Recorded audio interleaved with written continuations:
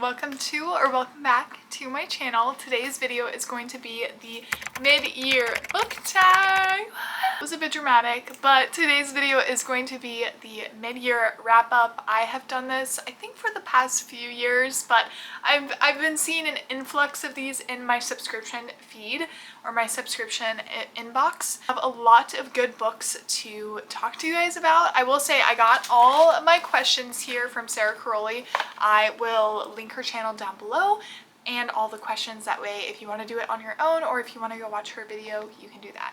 But this is going to be a little bit of a chit chat video, so I feel like we should kind of jump into it. So before we get started, I feel like we should talk about my book stats. So I have a few book stats here. I use both Goodreads and Fable. I will link them down below. They're always linked down below. Please friend me on there. I love seeing just any updates. I love taking recs from people, and you of course will get an insight of what I'm reading.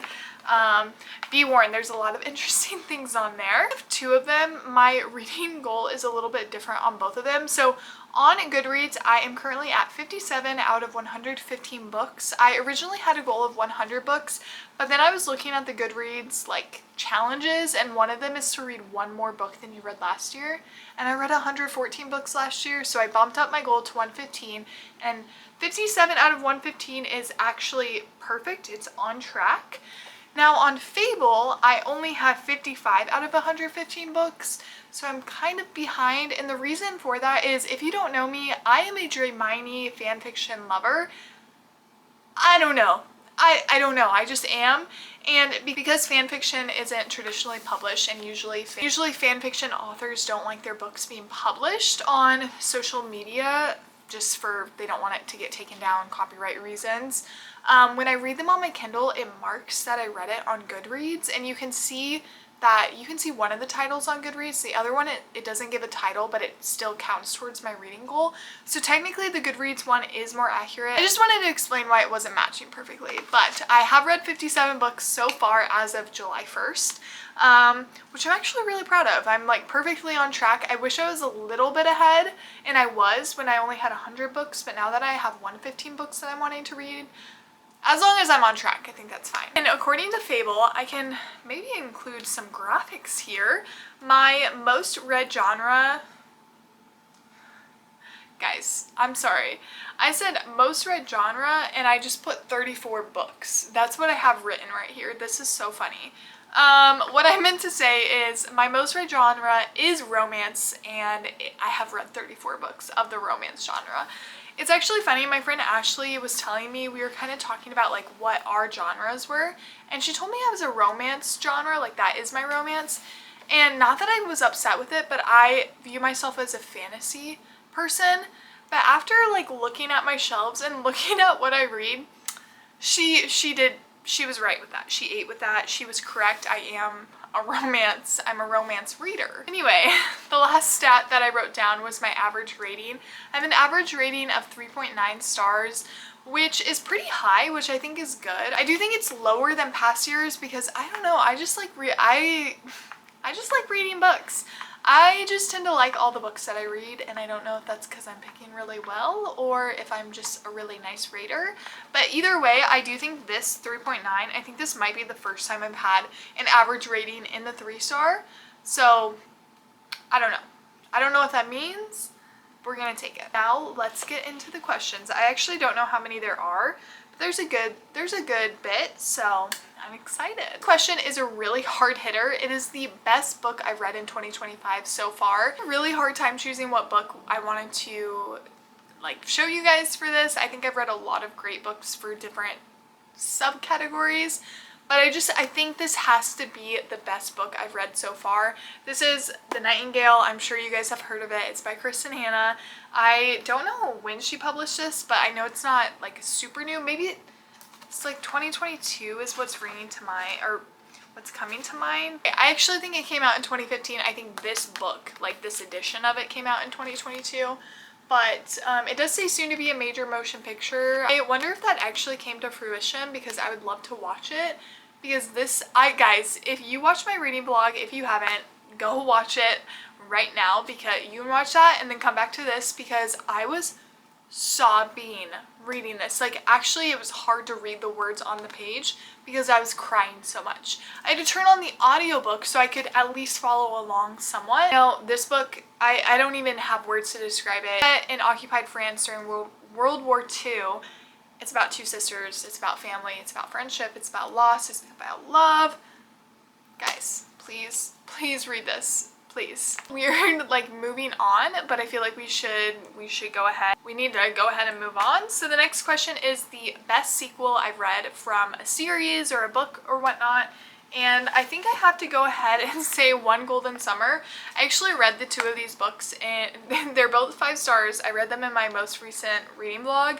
And, you know, if you, again, go watch that video. This book is about Charlie Florek. He is the older brother of Sam Florek, who was the male protagonist in Every Summer After, and that book came out in 2022. Wow, lots of 2022s going on. But yeah, this one is just about a photographer. This is about a photographer named Alice and her little getaway to the small town of Barry's Bay, where she meets Charlie, and a summer romance kind of unfolds. And I thought it was so beautiful.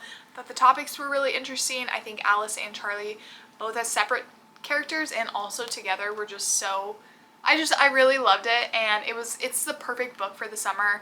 I would recommend you read Every Summer After. I actually lent it to my friend Major. I hope she's enjoying that. But yeah, this is definitely the best sequel I have read thus far. This question is a new release that I haven't yet read, and this question I kind of wanted to do like a twofer a little bit. It actually released today, and that is Overruled by Lana Ferguson. I actually got this as an ARC from NetGalley, and I was so excited. They gave it to me like last week though, so I started it, but I haven't yet finished it. But so far it seemed really fun. It's about two divorce lawyers who work for different firms. They're like kind of doing a casual hookup thing, and then they get put on a really big case together. So I think it's a little bit of rivals to lovers.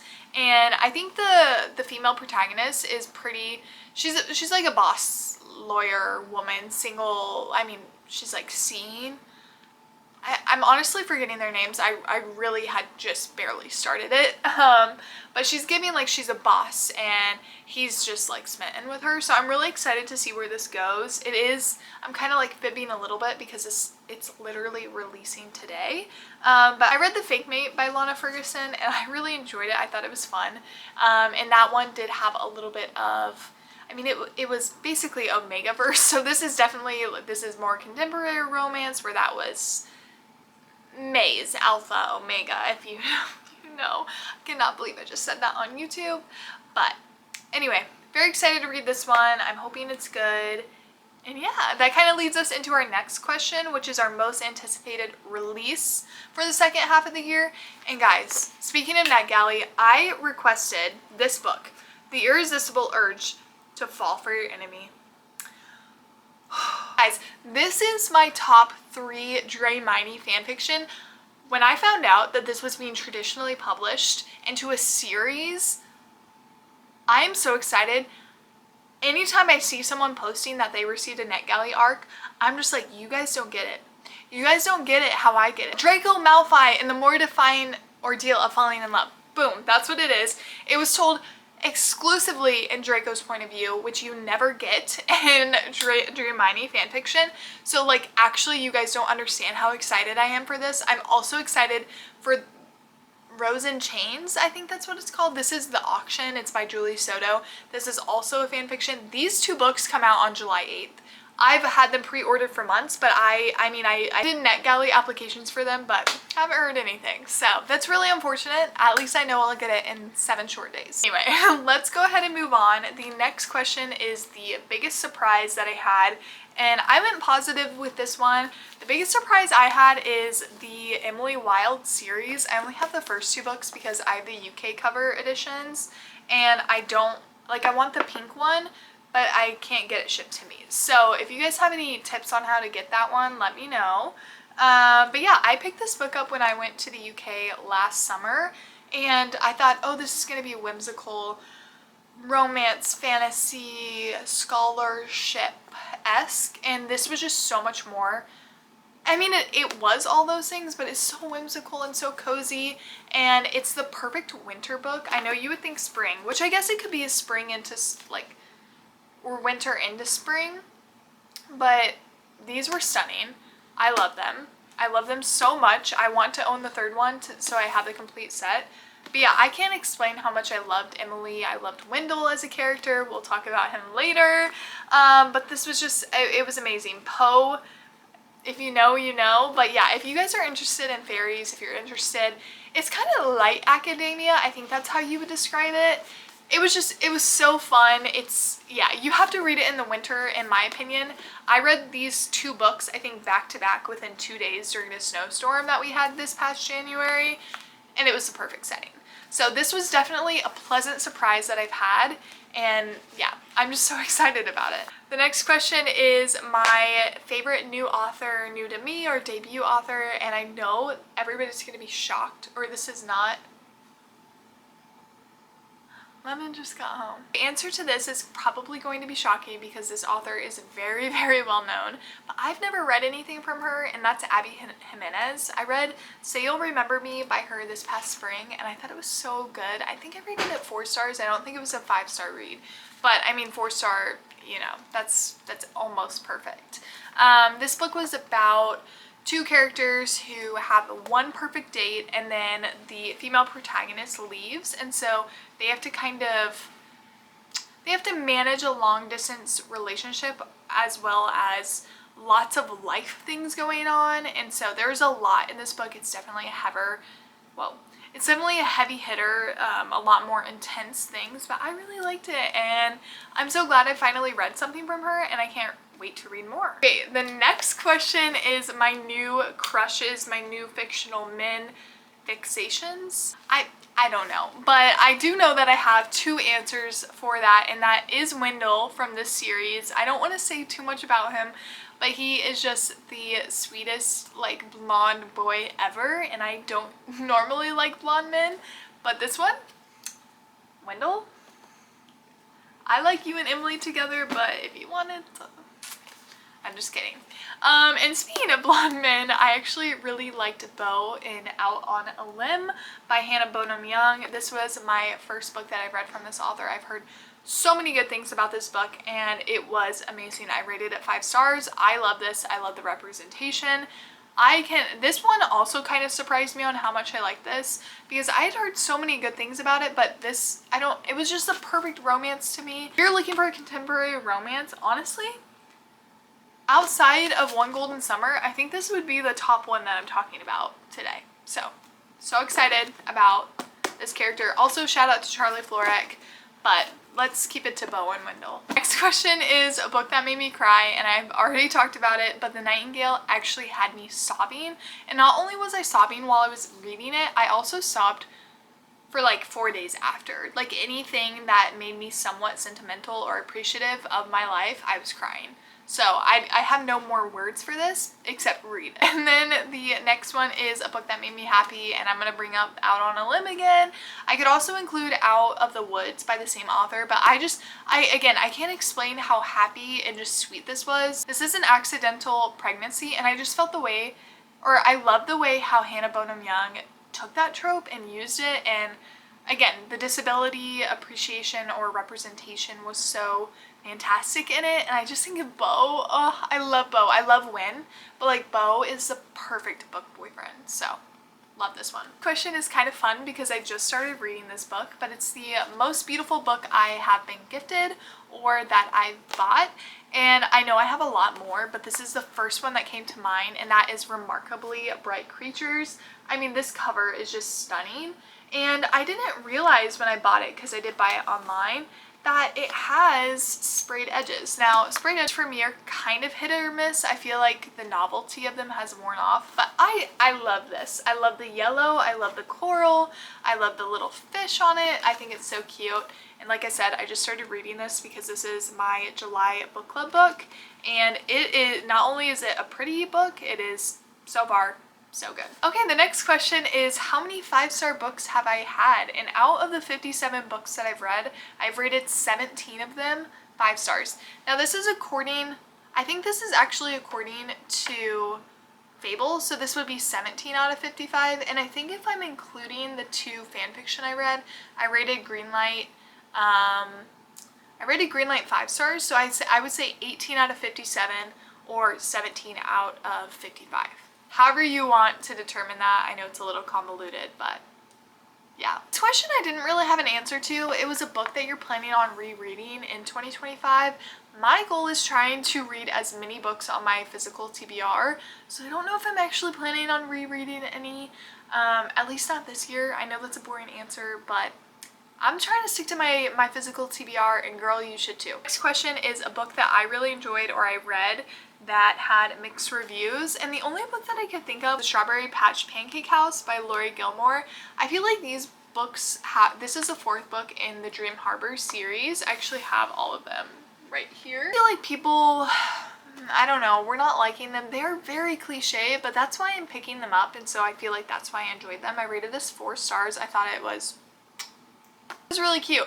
I also know that people were upset of how the nanny trope was done, how Archer acted, but I honestly thought it was fine. I think it's Iris. Yeah, Iris and Archer. I thought their relationship was cute. I think Iris's kind of hesitancy or their miscommunication made sense to me to a certain level, and so I liked it. I liked the relationship between I like the growing relationship between the daughter and Archer and Iris, all of them. But yeah, I thought this was really cute, and the cover is just also so cute, and I can't wait to read the final book, The Gingerbread Bakery or something like that, and I think that comes out in November or October. I don't remember, but I have it pre-ordered. So yeah, we are at our last question, my 5-star predictions for the rest of the year. I only decided to include 2 books on this because, I mean, come on, there's so many. But one that I just know because all of her books have been 5 stars, is Problematic Summer Romance. I'm honestly so sad I haven't gotten to this yet. Major lent this to me and I need to read it. But this is the 2nd book in the Not in Love series. They're kind of interconnected standalones. So this is about the male protagonist's younger sister. I'm very excited. It's an age gap romance. It's set in Italy, I think. I genuinely think I rated every single thing from this woman 5 stars. And it will most likely continue. We could throw in Mate is her 2nd book to go with like Bride, kind of in the Omega verse. It's a fantasy book. Yeah, that's probably going to be 5 stars as well. So we'll just throw that in there. I think that's coming out later this year. I'm actually not that sure. But the other book that I wanted to talk about was Bury Our Bones in Midnight Soil by V.E. Schwab. This will be the 2nd book I've read by her. If I actually read it, I have it held at the library, and I do really want to read it because I've heard it's about lesbian vampires. Toxic lesbian vampires. Sounds perfect to me. Now, and my friend Major is either reading it or she's about to read it. Major, you're getting a lot of shout outs in this video, so love you. But yeah, I've only read 1 book from V.E. Schwab, The Invisible Life of Addie LaRue, and that was like 3 or 4 years ago. And I either rated it 5 stars or 4 stars. I am having a hard time remembering. All I know is that I loved her writing, I loved her storytelling, I loved her characters, and I loved the way that the book made me feel and like question things going on. So I'm hoping that Bury Our Bones in Midnight Soil does the same thing. I think it will. That's why it's a 5-star prediction. But yeah, that is all of the questions. Thank you guys so much for watching. You guys will have to answer some of these questions down below, or I don't know, read some of the books that I'm recommending. But yeah, this was such a fun little video to kind of recap how the first half of the year has gone reading wise. So I will see you guys in the next video. Peace and love. Bye guys.